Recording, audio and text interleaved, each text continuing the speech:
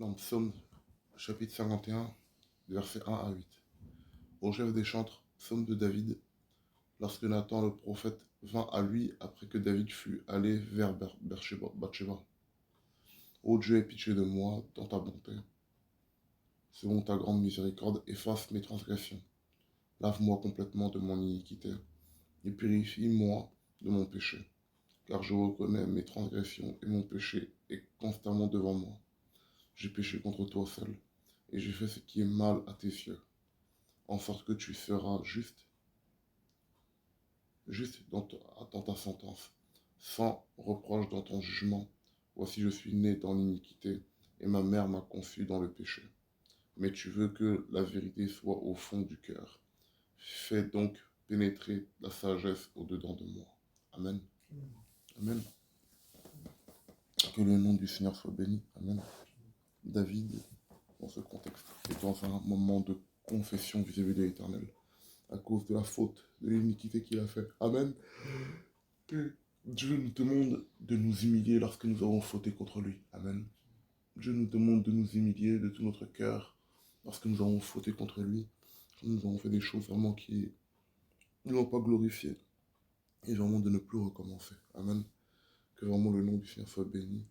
Nous devons nous conformer vraiment à la parole de Dieu. Nous devons demander que la sagesse de Dieu nous pénètre. Amen. Pour que nous puissions avoir le discernement. Pour que nous puissions ne pas faire ce qui est mal à ses yeux.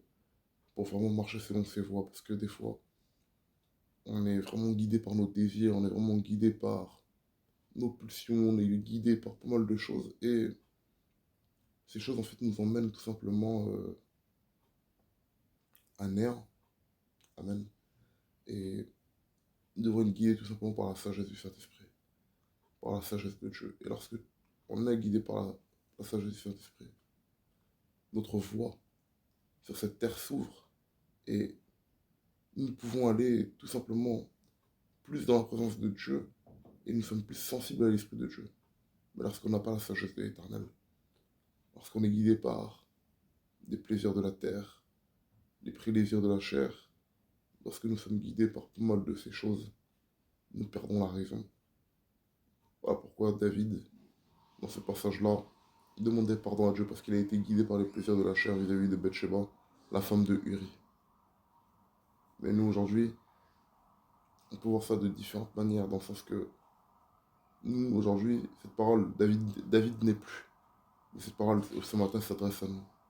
Nous devons nous adresser toujours à Dieu de cette manière lorsque nous avons péché, et de lui demander pardon, et surtout d'avoir son Esprit Saint en nous, et avoir sa sagesse, parce que il n'y a qu'avec la sagesse de l'Éternel que nous pouvons résister à pas mal de choses. Amen. Que vraiment le nom du Seigneur soit béni. Amen.